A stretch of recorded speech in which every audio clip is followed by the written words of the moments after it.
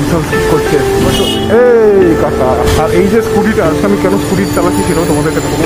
এই গাড়িটাই হচ্ছে এমন একটা গাড়ি যেখান থেকে আমার গাড়ি চালানো স্টার্ট হয়েছে। দারুণ লাগছে, দারুণ দারুণ। এরকমই ছোটোখাটো অনেক কিছু মুহূর্ত এই গাড়িটার সাথে জড়িয়ে রয়েছে। তাই আমি ভাবলাম এই গাড়িটা নিয়ে যখন বেরোই এই গাড়িটার সাথে শেয়ার করি, কারণ আমার চ্যানেলে এই গাড়িটার একটা স্মৃতি থেকে যাবে।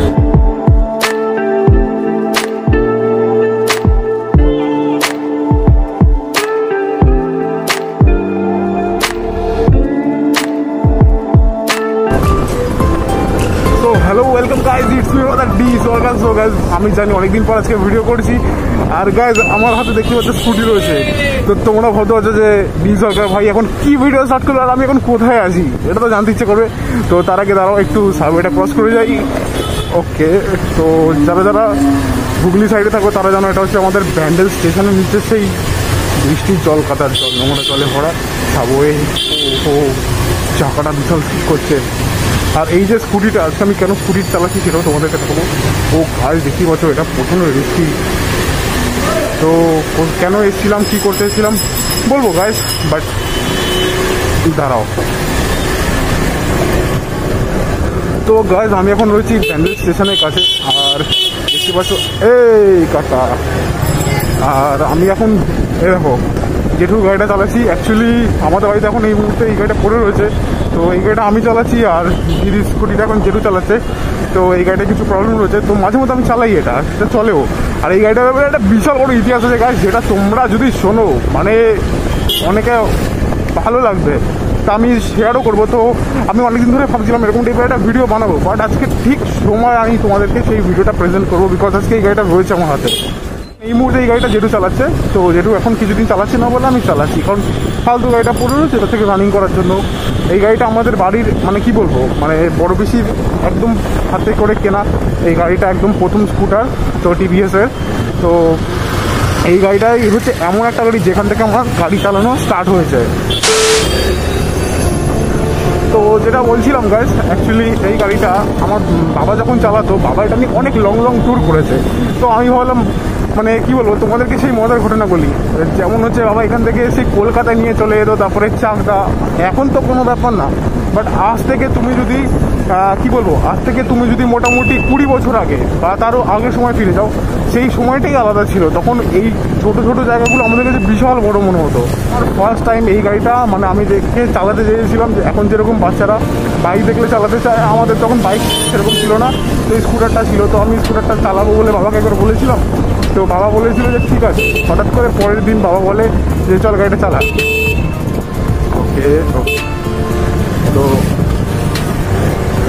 তো বাবা বলে যে চালা, আর একদম এরকম ওপেন রাস্তায় আমাকে দিয়ে দেয়। আমি আর কী করবো গাছ, আমি মানে হয় না সবার প্রথমেই দেখবে গাড়ি চালানো আগে না অ্যাক্সিলেটটা বেশি করে বাড়িয়ে দেয়। তো সেই কন্ট্রোলটা আমার কাছে ছিল না, সেই ব্যালেন্সটা আমার কাছে ছিল না। তো আমিও ঠিক সবারই মতন সেই ভুলটাই করেছিলাম, অ্যাক্সিলেটটা ঘুরুম করে বাড়িয়ে দিয়েছিলাম। সামনে বালি ছিল, বাট আনফর্চুনেটলি পড়ে যায়নি, বাট চাকাটা হালকা স্কিপ করেছে। তো তারপরে আস্তে আস্তে স্টার্ট হলো আমার গাড়ি চালানো। মানে তারপরেও বাবার সাথে একবার দুবার করে আমি গাড়ি চালালাম, এবং একবার আমাদের বাড়িতে আরও দুটো দাদা এসেছিলো, তার ফ্যামিলি নিয়ে, আমাদের রিলেটিভ হয়।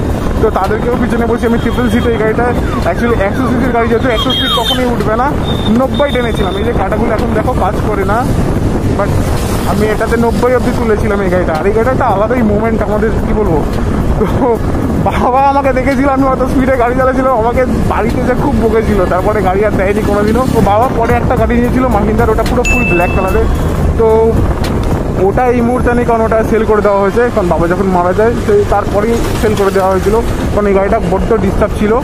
তো এই গাড়িটার সাথে বাবারও বেশি ভালো সময় কেটেছে, তো আমারও বেশি ভালো সময় কেটেছে। এই গাড়িটা এখনও অবধি যা সার্ভিস দিচ্ছে গাছ, সিরিয়াসলি গাছ এখনও লোকালে 40-এর উপরে মাইলেজ বের করে দেয়। আর এই গাড়িটা এখনও অবধি ভালো আছে।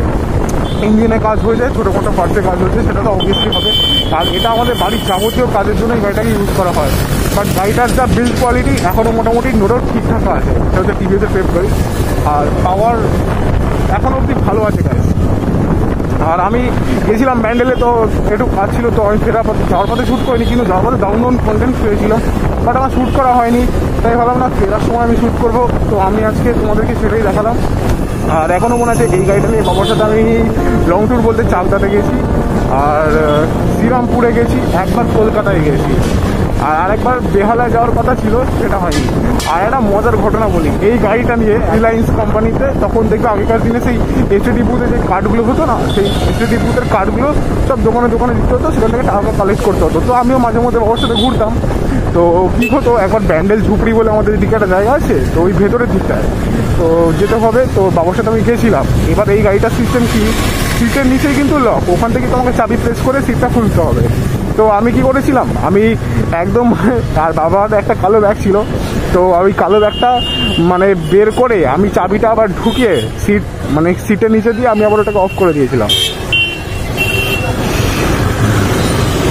দাঁড়াও, কপস ওই তো ভাবতে পারছো একবার মানে কি অবস্থা, মানে সিটের নিচে আমি চাবিটা একটা ব্যাগের মধ্যে রেখে পুরো সিটটা লক করে দিয়েছিলাম। হ্যাঁ, গাড়িটা খুলবো ওই করে, গাড়িটা টোটালি লক। এবার কি করবো বুঝতে পারছিলাম না। তো বাবা যখন জিজ্ঞেস করলো যে চাবিটা কোথায়, তো বাবাকে যখন আমি বললাম যে বাবা আমি এরকম করেছি, চাবিটা এখন করে কোথায় ঢুকিয়ে দিয়েছি, বাবা কি খচে গেছিল। আই মিন দেখো, তোমরা বুঝতেই পারছো গাছ, মানে বাঙালি গাছ ইমোশনের সাথে জড়িয়ে অনেক কথাবার্তা বেরিয়ে যায়। তো তোমরাও কানেক্ট করতে পারছো আই থিঙ্ক আমার কথাটা। তো কিছুই না, পাশ থেকে একজন দাদা আসলো, সে একদম কী করলো, সিটের নিচে এরকম হাতটা ঢুকিয়ে সে চাবিটা মানে সেই ব্যাগটা বের করে দিল, সেখান থেকে আমি চাবিটা আবার বের করে নিলাম। তো এরকম এই ছোটোখাটো অনেক কিছু মুহূর্ত এই গাড়িটার সাথে জড়িয়ে রয়েছে। তাই আমি ভাবলাম এই গাড়িটা নিয়ে যখন বেরোই এই গাড়িটার সাথে শেয়ার করি, কারণ আমার চ্যানেলে এই গাড়িটার একটা স্মৃতি থেকে যাবে। বাবারও পছন্দ স্কুটার ছিল এটা, আমারও অ্যাজ ইউজুয়াল আমার ফার্স্ট ইমপ্রেশনের স্কুটার এটা, কারণ আমিও এটা দিয়ে প্রথম মানে গাড়ি দেখো, বাইক আমি অন্য বাইক দিয়ে আমার বাইক চালানো স্টার্ট, তো স্কুটারটা আমি বাবার হাত ধরেই শিখেছি। আর এই গাড়িটাই সেই মুহূর্তে ছিল, তাই ভাবলাম এই গাড়িটা তোমাদেরকে দেখাই। দেখতে পাচ্ছ কিনা দেখো, এখানে দুটো আয়না হয়, বাট আয়নাগুলো নেই।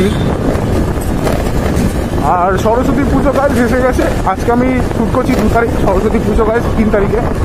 তো দেখতে পাচ্ছ এদিকে মহল, ও কি সুন্দর গাইস, ওয়াও ওয়াও গাইস, কি সুন্দর সরস্বতী পুজো। আমি চেষ্টা করবো ভিডিওটা খুব রিসেন্টলি ছেড়ে দেওয়ার। ওয়াও গাইস, দারুণ লাগছে, দারুণ দারুণ দারুণ। তো তোমাদের বাড়িতে কার বাড়িতে সরস্বতী পুজো হচ্ছে, সবার বাড়িতেই হয়, বাট জিজ্ঞেস করছি দাও। তো অবশ্যই কমেন্ট করো। আর সরস্বতী পুজোয় কী প্ল্যান অবশ্যই বলো। আর আমার তো ঘরের কন্ডিশন খুবই খারাপ, কারণ রং হচ্ছে, তো আমি জানি না। আর আমার র্যামেরও কন্ডিশন খুব খারাপ, তো সেটা আমি বলবো পরে নেক্সট কোনো ভিডিওতে। আর এসে গেছি গাইস এই বাড়ির রাস্তাতেই, তো এবার বাড়ি ঢুকে যাবো। আর আজকের এই যদি মজার ভিডিওটা তোমাদের ভালো লেগে থাকে, দেন কী করবে, if you like share and subscribe. দেখা হবে গাইস তোমাদের সাথে আরও একটা অন্য ভিডিওতে। ততক্ষণের জন্য stay safe, stay home and good day, boy.